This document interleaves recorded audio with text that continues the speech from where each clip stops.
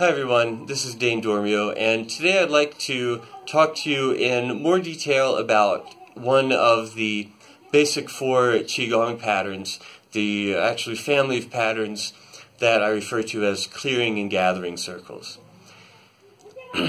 There are 4 families of patterns that I call the basic 4 that are sort of the foundational standard dose of Qigong. They're not the only patterns that one could learn. They're not the only family of patterns out there, but for a general standard minimum dose, these 4 contain a very wide sampling of the range of benefits that you can get from Qigong, and particularly martial Qigong, which is what we are emphasizing. So you can get the vast majority of the benefits that you could get from Qigong just from working with these 4 basic patterns or families of patterns, even if you didn't know any other patterns or postures, or you never worked with any other patterns or postures. You could get most of what there is to get just from working with these 4. So clearing and gathering circles are generally kind of have a balancing effect, and they'll typically go together, either clearing first and then gathering, or gathering first and then clearing. And the overall effect of these is to kind of balance out the body. If sort of like an adaptogenic herb, if your energy is low, it will bring it up. If it's agitated, it will calm it. If you are feeling tense or unfocused, this will help bring you back to the present and help to relax and center. And energetically, you can think of these or experience these as alternately gathering energy in or sending energy out, sort of clearing the energy that's in the body, in the body's energetic field. And they will typically go together. You'll do one before the other, depending on what your body feels like, what you have an intuition. And as you practice with these, at first it might just be a matter of kind of going through the motions, and you're not really that sensitive of much, but as you continue to go through the motions and pay attention to your bodily sensations and what you're perceiving and experiencing, and your sensitivity develops over time, your intuitive sense of the sort of energetic effect of these exercises will increase. So rather than trying to give you a specific prescription of exactly what to do, when, and how, what my intention is to talk you through the process of experimenting and discovering what the effects are for yourself, so that you can effectively guide your own practice and tap into your body's innate wisdom and sense of what is going to be best for you at any given moment in time. So this intuitive sense will, at least once you become aware of and attuned to it, might give you a sense that you want to clear first and then gather, or that you want to gather first and then clear. And there's an image that I like to use for this, that depending on what the kind of state of your body, mind, energy system is at a time, one might be more appropriate. If you have an empty vessel, like say a cup that is dirty and you want to wash it out, first what you might need to do is pour water into it, swish it around, circulate it around a little bit, and then empty it out in order to clean the glass.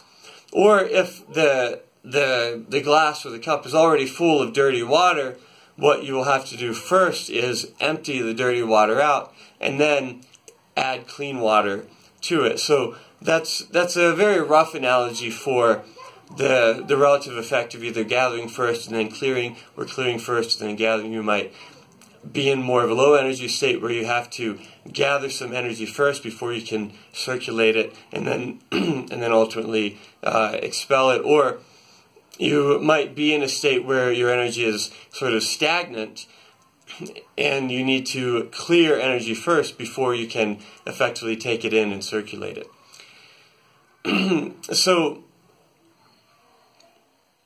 these energetic sensations are things that you will become more attuned to over time as your sensitivity improves and expands and increases.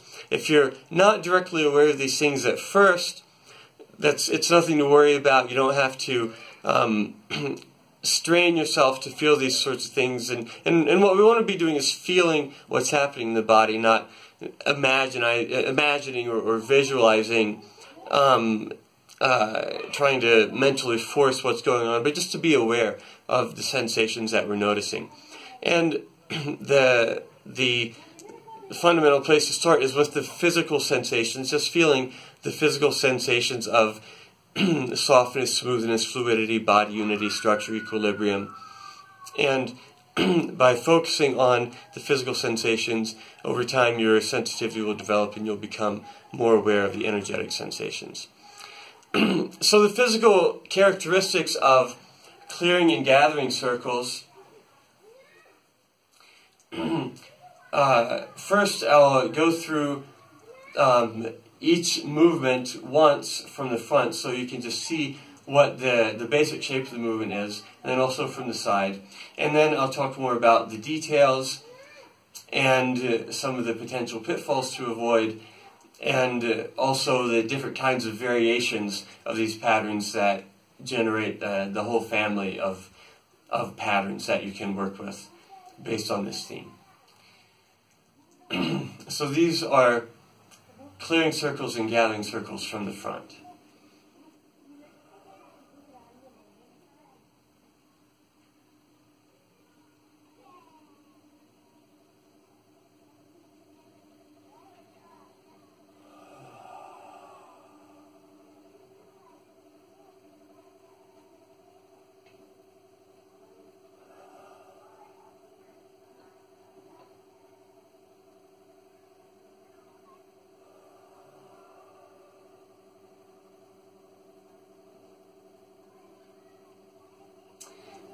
And from the side.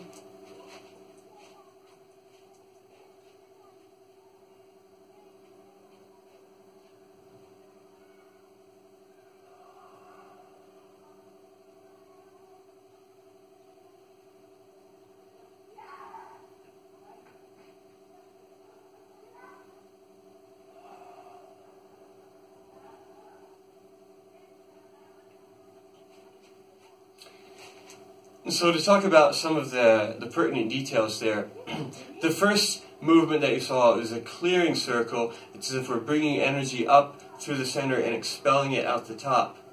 The second movement is a gathering circle. It's as if we're gathering energy from outside around us and bringing it in through the top of our body. These movements are essentially the same, the opposite of each other, just in reverse, the same movement. And there are the cycles that this pattern is composed of are, of course, the breath and the up and down movement of the body. According to body unity, as the arms go up, it's not just the arms rising or falling, but it's the whole body going up, going down together. So when in the basic default pattern, we're inhaling as the arms are going up and the body is floating up. We're exhaling as the arms and the body are going down. That cycle is itself a coordination among the hips, knees, and ankles, opening and closing concurrently. The shoulders are moving in a circular cycle like this, for going inwards for gathering circles, going outwards for clearing circles. At the same time, the elbows are going through their cycle of opening and closing, and the wrists are going through their cycle of opening and closing in a rotational sense this way. For the default movement, we're leading with the palms. In other words, the palms are leading, and this is how the movements are slightly different in shape. if we're gathering, the palms are leading, so going down the center, the palms are facing down. If we're clearing, then going up the center, the palms are facing up. But the similarity is that the palms are leading the movement in either case. For the default version of this pattern as well, the chest remains open when the arms are to the outside, so the arms are either going up or they're going down in the plane of the body like this. In other words, they're not out behind the body like this, and they're not out in front of the body like this. They're in the plane of the body like this, going up and down the outside, and then coming either up or down the front. The hands, the palms are just in front of the body, as if there's this vertical elevator shaft going up and down the front of the body, and the palms are following that. So out here to the side, they're in the plane of the body, and then either going down or up in front, they're just right along the front in a vertical sense.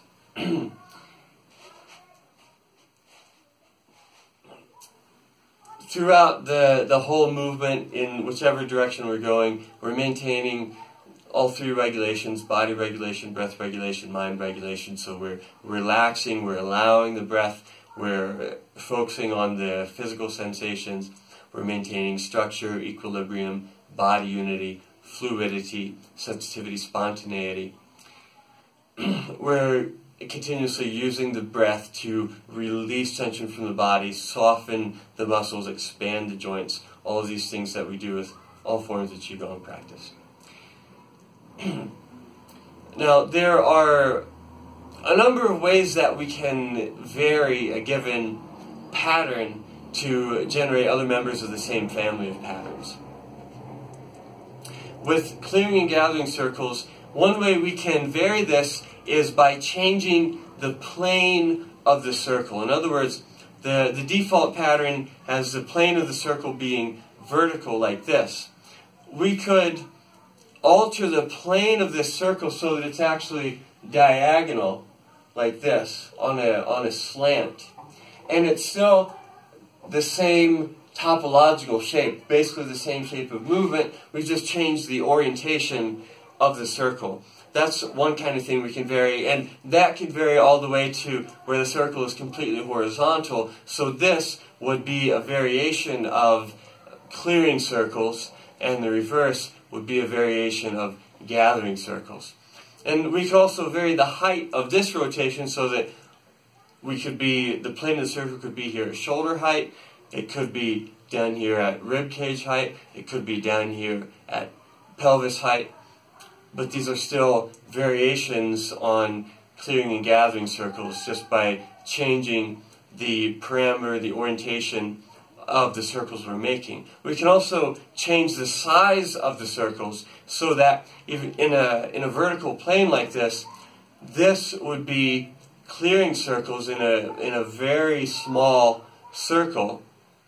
This would be gathering in a very small circle. So we can vary the size of this. The default pattern is basically the largest, the fully expanded circle, but we could vary the size of the circle so that we could make circles of any size down to almost tiny, imperceptible circles like this. So we can change any and all of these parameters and vary the shape of the movement while keeping its overall quality. When in your solo practice, you can repeat the same movement over and over again. You can also vary through these variations as you go through the movement. So you may start out, for example, doing full-size vertical circles, and as you continue through the pattern, slowly change the orientation and or the size of these circles, and play with all the different variations while still staying in the same basic rhythm, the same basic timing of the pattern, and just change these variations. in a sort of improvisational, spontaneous way. So another characteristic of this pattern we can alter is the synchronicity of the cycles, the way that the cycles match up. And one example of that would be, I said ordinarily, as we're inhaling, the body is going up, the arms are going up, everything is going up together and down together. But we could shift the phase of the arms and the body so that, for example, as the arms are coming down, the body is going up. As the arms are coming up, the body is going down. Still fitting the cycles together end by end, but just having the parity of these reversed, so that we're still engaging the principle of body unity, but rather than arms up, arms down, body down, it's arms down, body up, arms up, body down. Everything is still connected, still moving together. The cycles still match up. We're still synchronizing all the different parts of the body. We can also reverse the polarity of the breath, so that rather than the breath can either go with the body inhaling, with the body going up, exhaling with the body going down, or it can be the reverse. It can be exhaling as the body goes up and inhaling as the body goes down. All of these are examples of sort of fundamental parameters of this family of patterns that you can vary individually or multiply to get essentially unlimited or effectively unlimited variations from this one pattern or pair of patterns. Clearing and gathering circles always are the reverse of one another. So just the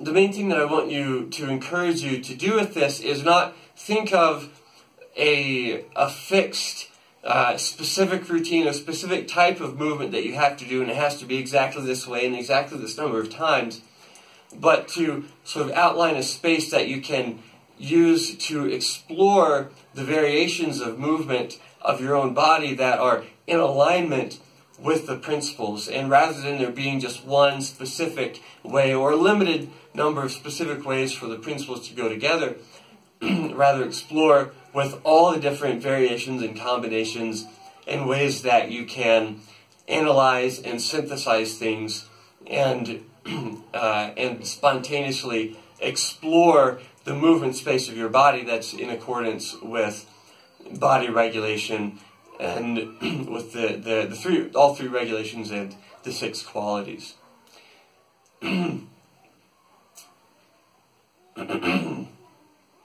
There's one more cycle that can go with this movement, or any movement that involves up and down of the body.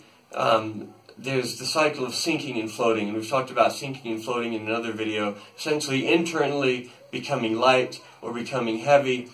In the basic configuration, we're exhaling, we're going down, we're sinking, we're becoming heavy, and then we're inhaling, we're becoming light, we're floating up, the body, the arms are moving up together. So exhaling, sinking, and moving down go together. Inhaling, floating, and moving up go together. That cycle of sinking and floating can likewise be reversed and linked up in different ways with the either matching or counter-matching the other cycles. So there are even more ways that this can be varied than the ones I've pointed out. There's still plenty of things that you can discover on your own just by experimenting, playing with, exploring the subset of movement space that's defined by this particular family of patterns.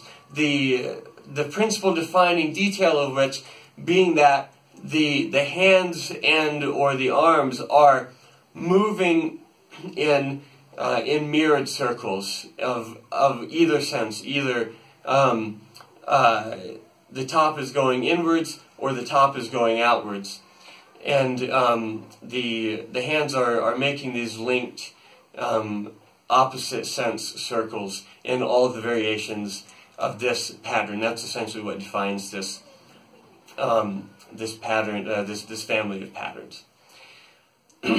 So I hope that this information is useful to you. I hope that you're able to incorporate these principles into your practice and notice some new distinctions and get some benefit and some enjoyment out of just exploring this space rather than feeling like your practice has to be confined to a rigid track, allowing for exploration and discovery by experimenting with the different ways the principles can be taken apart and then recombined. So thank you for joining me today, and thank you for joining me on this lifelong mind-body mastery journey. I look forward to seeing you next time. Bye.